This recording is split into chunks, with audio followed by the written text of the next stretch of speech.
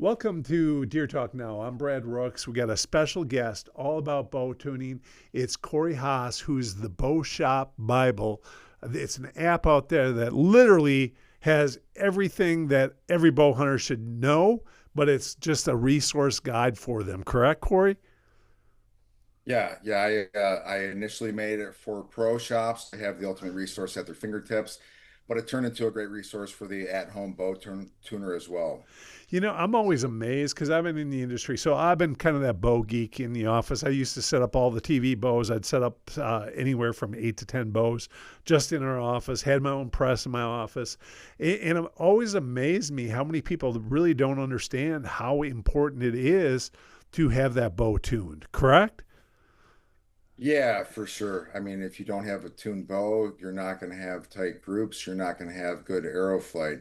And with the hunting, that poor arrow flight is going to turn into poor penetration. So having all the boxes checked from getting the bow out of the box till the final tune is very important for either the competitive archer or the hunter out in the field. Now you and I are probably at that age where prior to expandable broadheads, we had to have our bows tuned, right? Because we're shooting fixed blades, and if you shot a fixed blade out of a bow that wasn't tuned, it probably isn't even going to hit really close to to where your field tips are. So Yeah, that's yeah. Go ahead. we've all seen that, especially back in the days with the aluminum arrows. I'm sure you remember Oh shooting yeah. the 15s, game getters, the Eastons, shooting the NAP Thunderhead broadheads and stuff. And when you first went from a field point to that broadhead, you did notice that you were off considerably. So getting that broadhead to shoot perfectly is paramount for today's archer. And you don't necessarily need a mechanical to do that. I do prefer mechanicals for like whitetail deer and whatnot, but if you're going to go out west for some big game and your draw weight's a little lower than 70, you might consider a fixed blade. And when it comes to fixed blades, the tune job with those is completely different than a tune job with a mechanical or with a field point, because now you have wings on the front of that arrow, and you really have to get into understanding how the bow induces bend into the arrow and how the flight is affected and how we can correct that flight. Yeah, and the app does some cool things. You even took your time and created videos of arrows in flight to kind of show people the different flight characteristics of some of those bows, correct? There are a couple sections of the app that I advise people to go to first. The one is understanding arrow flight. It's close to a 20-minute video, and I go through everything that we can do to tune the bow, and I show the effect it has on the flight of the arrow. And then we back it up. We show what we do, then we show the dynamic reaction of the arrow at slow motion. We also go over the different kinds of arrow builds and how adding tip weight changes the flight characteristics, how lengthening the arrow does, the different spines. Yeah. So the thing is to take the mystique out of it, because when we shoot an arrow, the human eye can't track it. Yeah. So if you go and you tell a guy, hey, you need a paper tune your bow, that guy's going to go shoot his paper and he's going to say, hey, so the knock end was to the left, the tip was to the right. What do I do? Well, you might tell him, okay, you need to shim your cam to the left. Or second to that would be to move the arrow rest to Arrest. the Yeah. right. And then the guy's gonna think, well, that kind of works against logic there because the point's already to the right on the rip. Why is this going to correct that? And it's when you look at it under slow motion and you understand actually what's going on that the human eye can't see, that's when you have an appreciation and an understanding that's going to make your tuning level increase like levels big time, so It's kind of that aha moment, right? When the guy's like, "Oh my God, this is why this works," right? Yeah. yeah, for sure, because a lot of people think when you draw the bow back and you let go of the string, it's point A to point B. That's not the case. And I mean, if I didn't have a slow motion camera, I wouldn't have guessed that. But it all comes down to what's going on with the bow during the draw cycle, with the cable guard coming into play, the side pressure on that, the twisting of the riser, and how that's made up during the actual shot that displaces the knock end of the arrow, creates the environment for the arrow to bend. Now we have to ensure that we have the proper dynamic reaction of the spine so that when the arrow leaves the string, the nock center and the Perfect. tip center is both in line. If you have too much bend and you got the fulcrum of the rest and the tip is to the riser side on the right hand bow, knock end is going to kick off you get your left hand tear. Yeah. Too stiff, it's going to be opposite of the riser. It's going to fling off to the right. You've got your right Right hand hand tear. tear. And we teach how to adjust the bow to where we can control the amount of bend that's induced into the arrow to get that perfect release and perfect flight. Well, it used to be, and correct me here, it used to be your real only option for tuning a bow was kind of moving your arrow rest. But now the last I don't know how many years, right? The bow manufacturers themselves have really kind of made it easier for a person to tune their bow. Correct? Yeah, it's getting better and better. And within the last 5 years, it's getting much better in my eyes because now guys can tune without the aid of a press. Like you said, back in the day, we were limited to yoke tuning, really. Yeah. Um, and that does work. I mean, what you're actually doing is controlling the center of the bowstring at brace. Yep. So in essence, what you're doing is controlling the path of the string when it's going through the shot, but much easier now. Yeah, the set system with Elite, the deadlock cam system with Bowtech and now Matthews, and everybody is starting to catch up. And I think Struthers has the truth. He's that truth lineup of bows. He has a similar system. And it's really came down to kind of like a little bit of a patent war and how good are claims. And it's interesting to watch from the weeds, but yeah, they have gotten a lot easier to tune. Yeah, which is super cool. Hey, I want to go back to something when you were talking about the arrows. So I again, I think the average person looks on the chart, right, to see what spine he should shoot, and really doesn't think about shooting a 29-inch arrow versus a 30-inch arrow. How can that impact, a person's shot? Yeah, so you remember back in the day we had the charts and the Yeah. charts had the kind of cam that you were shooting and you'd had to try to figure that out. And let's just say it got you in the ballpark, but today we like to use software programs. So there was Archer's Advantage. That's I don't know the status of that right now. There used to be TAPS, which was Tony Vernocci out of Wisconsin. He was a great guy. He passed away. So that's no longer active. And then you have On Target, which is one of my go-tos. That's Larry Clegg out of California. That I believe is called Software for Archery Experts or something like that. What I'll recommend people to do, or I'll do myself, is I will pull up my bow and I'll put in the specs, and then it'll literally show you like if you choose the arrow, it'll tell you if it's within the range of the optimal spine during the shot. And if you start off with a program telling you that, hey, that arrow should be perfect for the dynamic spine of your shot, that's a good place to start. And then I take it from there and with the program, you could say, okay, my draw length is such and such. I want to be at least a half inch from in front of the rest. So you can give yourself a range, and then you could play with the numbers in the program, get it to be all green or perfect. And then you could either cut your arrows and tune your bow to the arrow, or you can get your bow to spec and do what we call is a cut and trim method, which is a very kind of like in-depth way of taking that arrow that the program says is good. We take a silver Sharpie, put a mark on it where it says the length should be good, and then we'll start shooting. We'll shoot a full shaft, and then we'll trim it an inch at a time until we get close to that mark, and we'll watch that rip tighten up. Let's say it's a high left tear, because a lot of dropaways are going to let that arrow nose down. Yep. Okay, weak spine is not a high tear. That's with today's bows, it's nosing down. You're going to see left here be a weaker spine with a right-handed bow. But as we trim that arrow down, we'll see that tighten up, and then it just goes until we get a perfect bullet hole with that arrow, and then we build the rest, and so on and so forth. Now, do you recommend bare shaft tuning as well, prior or not? Well, that's a debatable topic, right? So the only time that I really bare shaft tune is I will take a dozen arrows and I will measure the spine deflection at 0 degrees, 90 degrees, 180, 270 for all 12. I will see if I have an oddball that's way out of spec. I might put them to the side. Let's say I have 10 arrows left over. I'll find the arrow that's in the middle.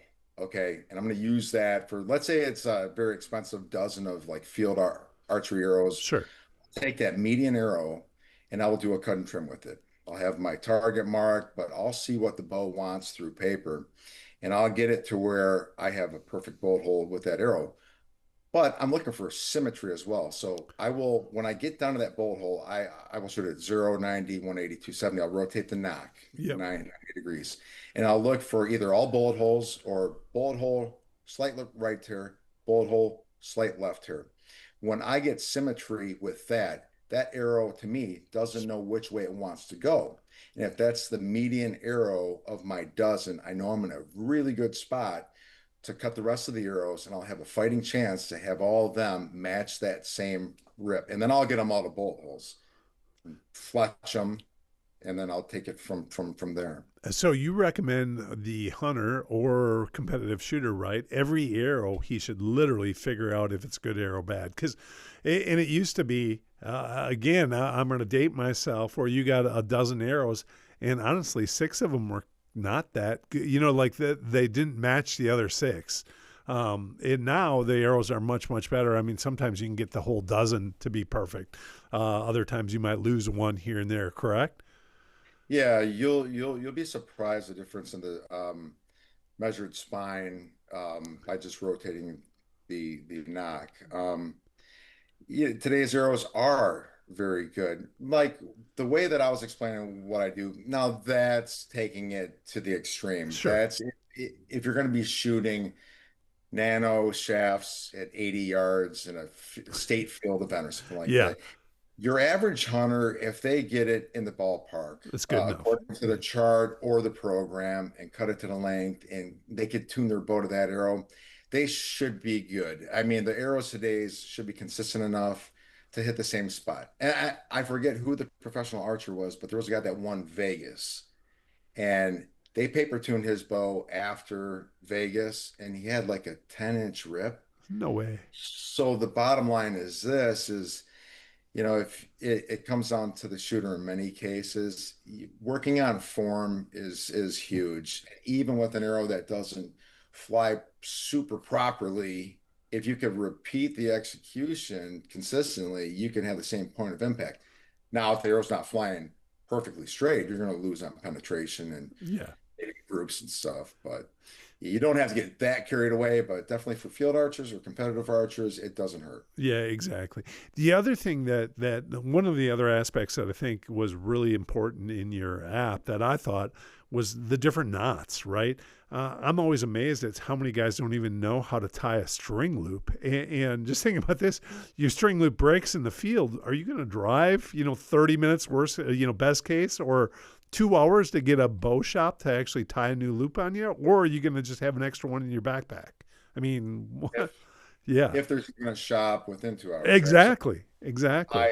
I I go out west elk hunting and I always bring a little tackle box with D loops, serving and whatnot. Extra Because peep, right? I mean, all the, yes. yeah, Yeah. yeah. And yeah, knots are definitely so if you go to the main screen of the app, Archery Knots is I believe the third tab under bow spec database. Yep. The bow spec database has all the specs of bows going back to the late 90s. We cover a good majority of them. So if you're going to tune a bow, of course, you need the axle and the other specs. Um, and then underneath that, we have tools. So in the tools section, you could do the ballistic data. There's a few other tools in there for stabilizers, cable tweaks. But yeah, below that, you got the archery knots, and we cover all of them in there. And once you learn how to tie them and you practice it, it stays with you. Yeah, exactly. And the Just more you do it, the easier it is, right? I mean, the other one is tying in your peep, right? How many times do you get a branch? I've already lost my peep. I mean, it got stuck on a branch going down when you're dropping your bow out of the tree. Okay, well, again, I want to be in a position where I can put my own peep in. It's a little bit more difficult now, right? Because you might need a press to get that in, but if I know how to do it, I can probably figure out a way. And there's some actually pretty good portable presses that you could use to get a peep in, correct? yeah, I mean there are a couple tricks to the trade for getting the peep in without a press though. Yeah, Let me first start off by saying that as a public service announcement, guys should actually tie their peeps in. And I never tied my peeps in for years. And then I talked to a gentleman from Alabama, I believe, and he told me of a guy that shot and the peep came out on the way back. him. It shot back out and it exploded his left eye. Yeah, And ever since then, I've been tying them in. But like I was talking about with changing the peep, without the aid of a press, APA bows. That's a Canadian company. They're really slick. Inspector Gadget type bows. They actually have like an axe or like a pin that you could pull that string up a little bit, and you could lock it, insert right? that into the cam, Yeah. and it slacks up the string to be able to do that. Yeah, Nigel definitely has some cool aspects of his bows, right? I mean, he does. He's a really cool guy. Yeah, I got the Mamba, the Black Mamba 32 TF still, and it's a fun bow. Nice, nice. Who, if a guy's going to buy, and this is just wondering because there's not a lot of bow press companies out there. It used to be Sherlock, Apple, whose press do you recommend now? I mean, there's only a couple of them out there. Last Chance is a good one, correct? Right here, There you last go. year for the Clark family. It's a great press, and I have the deluxe stand along with their draw board, and it does everything that I need it to do. And the draw board is really nice for when you're setting the third axis of your sight. You could draw the bow Lot. back, tilt it down at a 45, adjust the third axis of your sight. So it's priceless as far as that goes, and it's lasted me a while and it's still going strong. So yeah, that's the one that I would recommend. As a matter of fact, I just recommended my cousin to get I believe they call it the Easy Green. I think it's a tabletop bench Model. mount version of that. Yeah, so yeah, that's definitely a good one. The Sherlock back in the day was good as well. Yeah. And you just had to know how to set that. But Yeah. once you got it down. And I still can use it, but it's not as good as as the bows got more parallel limbs, right? And didn't have as much curve. It became harder and harder. I mean, it takes you a while to tweak it. Once you have it set up for your bow, it's super easy, right? But if I'm doing, I just had my son had one of his friends came over and they had lost their peep, and literally, so I put in his new peep, and yeah, it took me a while to get that thing reset, and I was cringing all the time because now when I go back to put my bow in it, I'm going to have to reset it all up again too. So, Yeah, it took a lot more to set those up for sure. correct, compared to the new ones. Now, why would you recommend a guy having a bow press? I just want it out there so that people can hear because I think they're important as well. Yeah, the old saying, give a man a fish, feed him for a day, teach him how to fish, feed him for a lifetime. So, I mean, if somebody's really passionate about archery and they want to be as good as they could possibly be, they're going to want to master how to tune their own equipment. Yep. And it's unfortunate that, a lot of pro shops have gone out of business with COVID and whatnot. And an old saying Pete Shepley had was, if you want to make a small fortune in archery, start with a big one because it's seasonal and Yeah. it's tough, with opening your own shop. So a lot of these shops also, they really can't afford to have guys like me or you working there. They've got high school kids or whatever. They're paying them, maybe Minimum 13, wage. Yeah. 15 bucks an hour. Yeah. Yeah. And they might not have the experience. So sometimes that's a roll of the dice. Sometimes you get a kid that knows what he's doing. But if you have, and not to just push my app, but that's why I made it for guys who want to learn how to work on their own stuff. But if you want to learn how to understand it and master it, a boat press is critical. So Yeah. it's going to allow you to do so much. I mean, And even with the bows today that you can do a lot of adjustments without a press, let's say if you need to change out some limbs or something, or cams, Yep. whatever. I mean, learning how to use a bow press is paramount. And I'm safety minded. And in the installation section of the app and in the tuning section of the app, the first two videos to watch are using the last chance, easy press, and then the Sherlock press. So I show, or actually, it's a specialty archery pro press, I think it's Okay. called. Yep. But I want people to know how to do it because you are dealing with kinetic energy that's compressed and everything's got to be right because we don't want anybody getting hurt. Hurt. But Correct. great tool to have, the bow press. Deer Talk Now is brought to you by Wildlife Research Center and the new Golden Rope Scent Rope Kit. The kit comes with 4 ounces of Golden Rope Scent Concentrate, 3 cable ties, and 3 scent ropes made of proprietary fibers meant to absorb the maximum amount of scent. Simply saturate the rope in your scent of choice, hang it from a branch, and watch the trail cam photos come flying in. For more information, go to wildlife.com.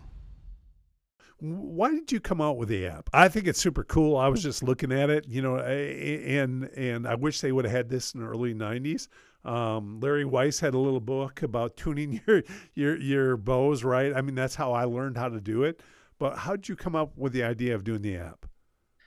Um, Back in the day, I was going to start my own hunting show. I was raised a duck and goose hunter, and then I got into archery, and we were going to have a hunting show on local cable television, and we're going to call it Shooting Time. Had a theme song all written up and stuff, but that show never went through. So I had the shootingtime.com domain, and it sat idle without doing the hunting show. And then as I got into the competitive archery, I started to use shootingtime.com, which is still up there, as kind of a pay it forward informational website on archery and tuning and hunting in general. It wasn't until a couple of years later that I met a friend of a friend who's now my close friend. He's my developer, Matt Rundy. We're having beers and some pizza at a buddy's house, and he told me that he does apps for a living. And I told him, hey, I got a good, Idea. great for an app. Yeah, because the website was getting tremendous traffic. And then affiliate websites started to pop up, these fake websites, and they started to cripple the traffic. I said, well, to be able to reach out and help more people, I think an app would be great. So him and I started on it, I think 2017, worked on it for 2 years, and we released it late December 2019. So yeah, it's been out there for a bit. It's been helping a lot of people. How many So people have it? Do you know how many people have it currently? it's hard to put a finger on that through Google and Apple, but thousands of people have got it. Yeah. Plus, we've got the online version, which actually we just updated the online version to be exactly like the mobile ones. So now it doesn't matter if you go from Android to Apple, Apple to Android. If you change what kind of phone you have, you can still access it. It still looks the Same. same. Yeah. Um, so yeah, it's reached quite a few people, and we're looking to reach more, especially with the new online version being to where it's at now. We're going to keep just adding features. Yeah, and there's so many, like a lot of our videos that do really well on YouTube. It's kind of that how-to, and basically that is kind of your app. I mean, it teaches everybody what you need to do and how to do it. Yeah, so when I do my videos, I try to keep like the extra stuff out of it, and I just deliver the facts because I know when I'm trying to change like a knock sensor in my Chevy truck, Yeah, I I don't want a guy getting cute. I want him to tell me exactly where it's at, how to take this off, how to do it. So yeah, I try to make it user friendly, easy to understand, and to where people can just get it quick and get the job done. There are a lot of videos out there on YouTube, and that's what a lot of people like would try to knock the app without even seeing the app. They're like, "Oh, you can get all this stuff online with YouTube and stuff." And I tell them, I said, "No, actually, you can't, because I have things up there that are not proprietary to me, but I came up with some methods of doing certain things, and the slow-mo video is not readily available when you see these things and how it's backed up by the video. It makes a lot more sense. And there's a lot of false videos out there on That's YouTube. what I was going to say. There's a lot of experts out there that really aren't experts, and they're teaching somebody the wrong way, and that's what you really got to watch out when you're looking on YouTube, right, and some of those other sources. Yeah, it's been dangerous for the hunting public to fall in love with personalities and not actual guys who know what they're talking about. And we could always get into that, but we don't have to. But it leads people astray. Oh yeah.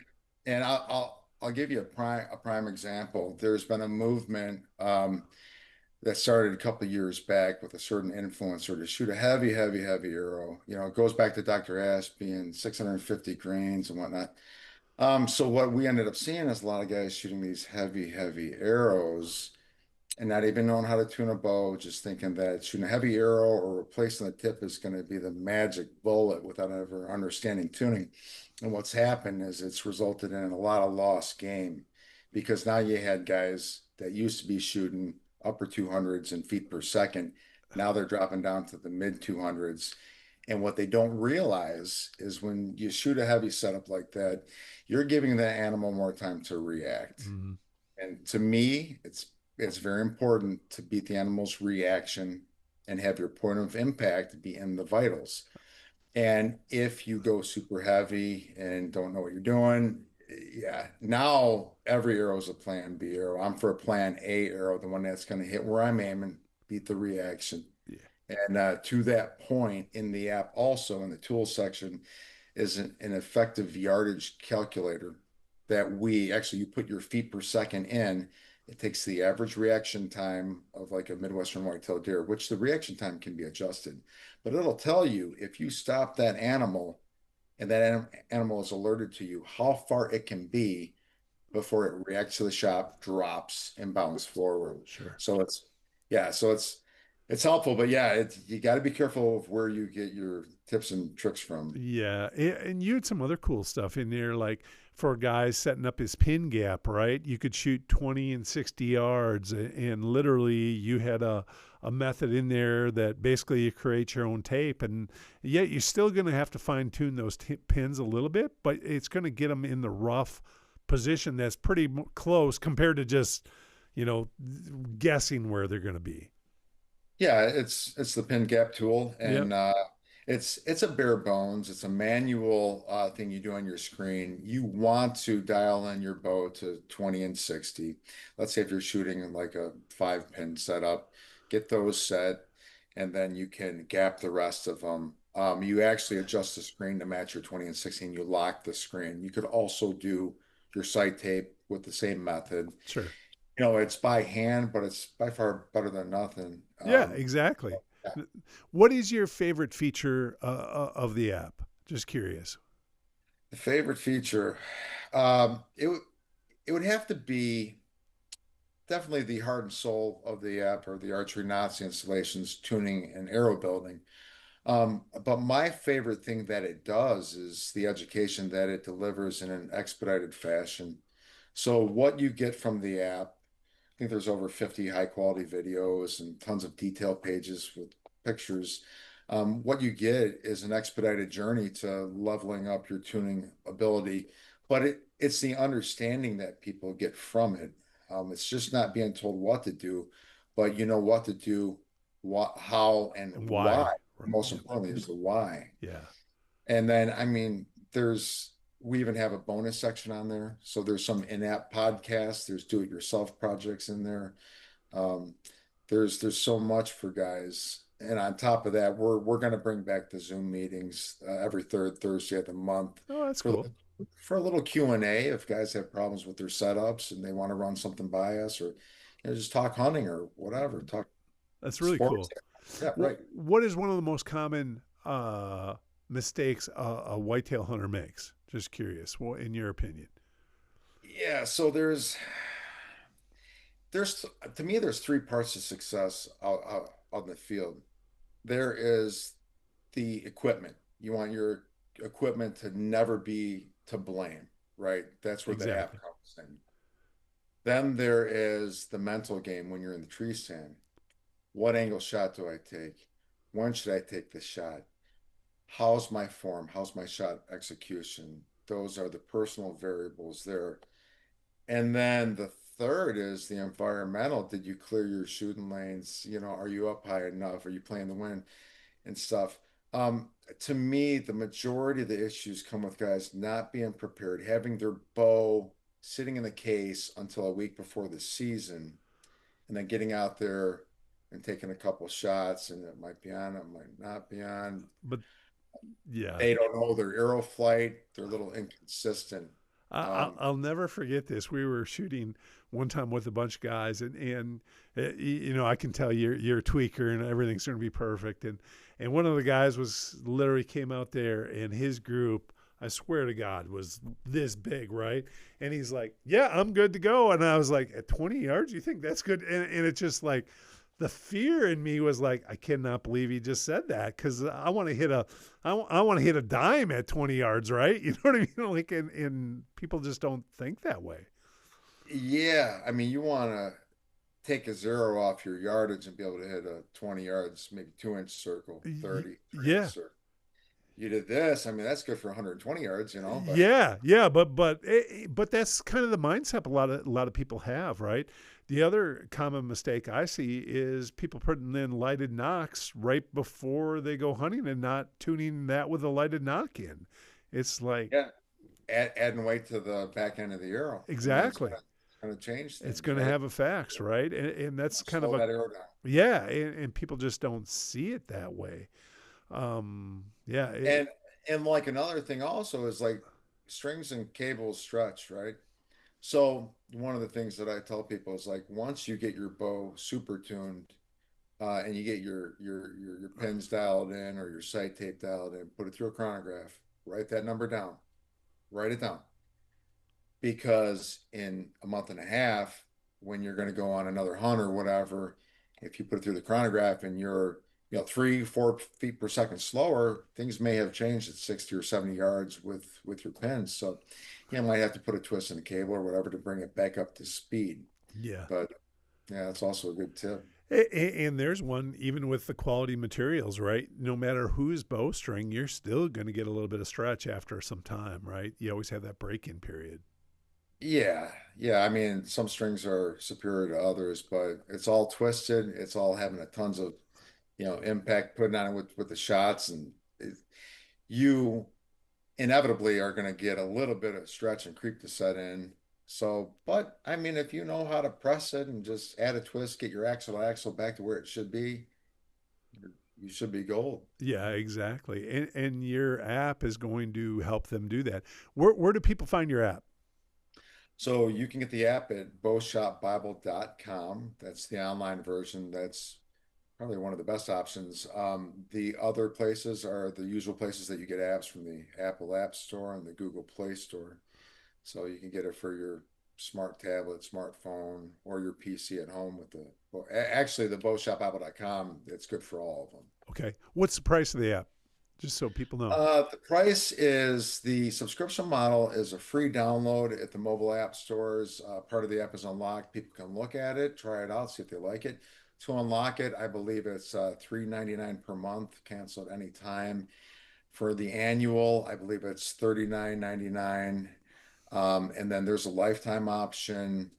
The mobile version might be $129.99. That's if you're going to have it for more than 3 or 4 years, you go with the lifetime. It'll be better off in the long run. Yeah, and you're constantly updating it, right, with the new bow models every single year and that information. Yeah, the bow spec database gets updated every year. We try to cover additional bows in the bonus section, but we've been a little slow getting stuff out lately with new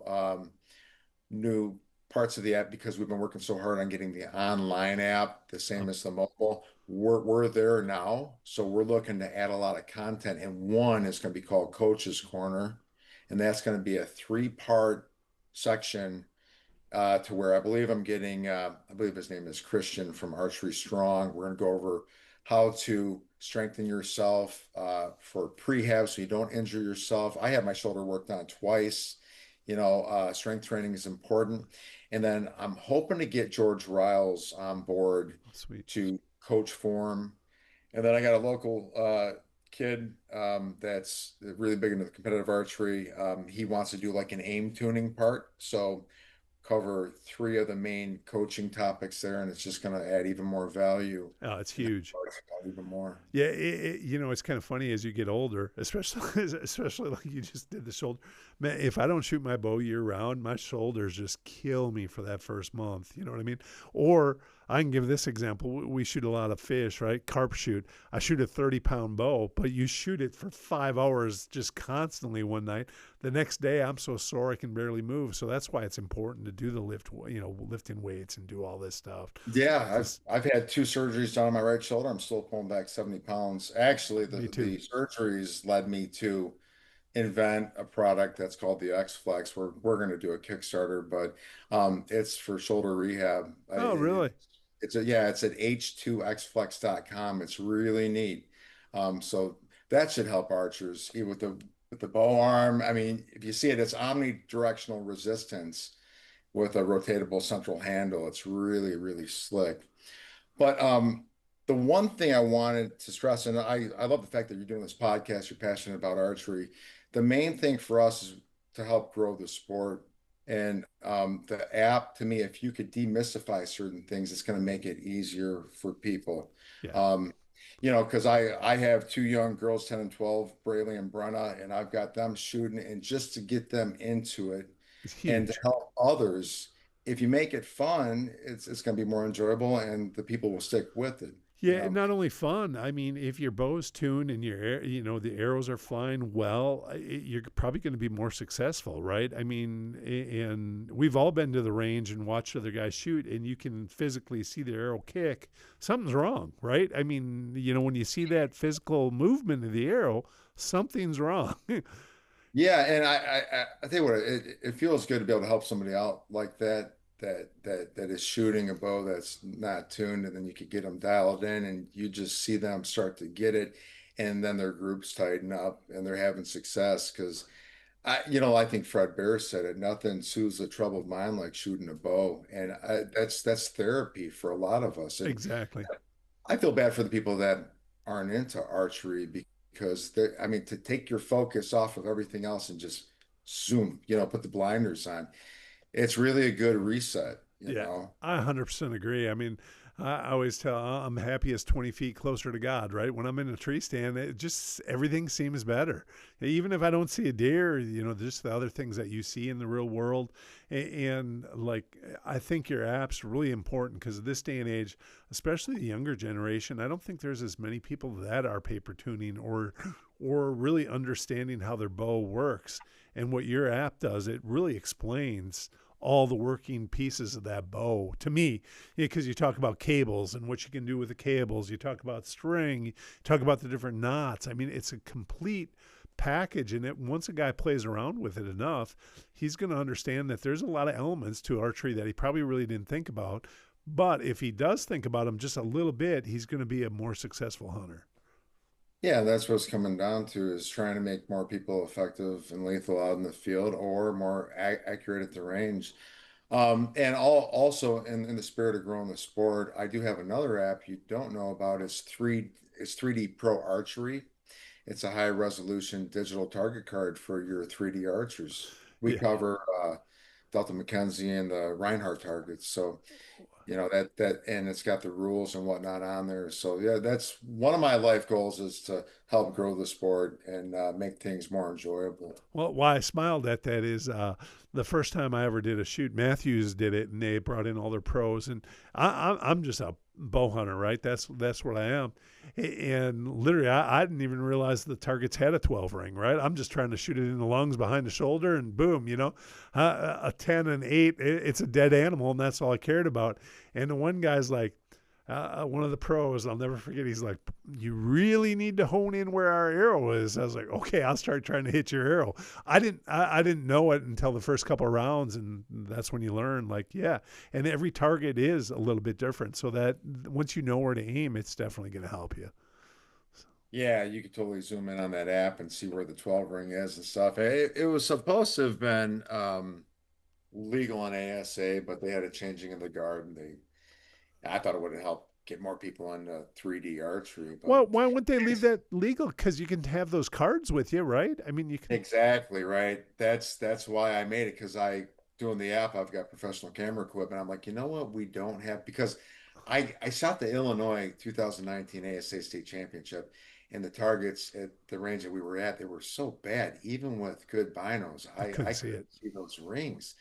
So I thought about it, and I started to make the app, and I also bought a 15 power pair of binos, which helped out a little bit. But I got the app, and I spoke to the guy who was in charge. I think it was a Mike back in the day, and they ran it through. The guys that were there, they're like, "We're all for this. This is going to help grow the sport." And then there was a changing of the guard, and I don't know, it was Josh something's in charge now. Now you see rules, no phones on the course. They don't want people cheating. Completely get that. But to me, being able to zoom in and even if a guy has Zolder has, our eyes go, Oh right? yeah, exactly.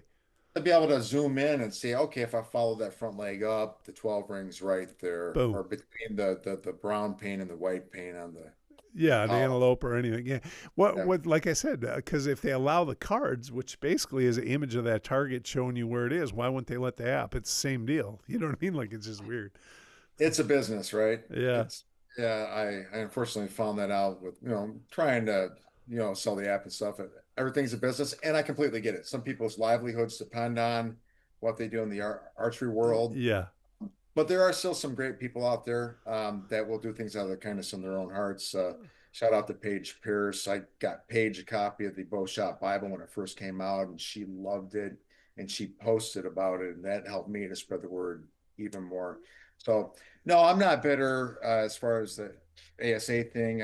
Maybe in the future they'll reconsider Yeah. or something like that in there, but And you yeah. have it, right?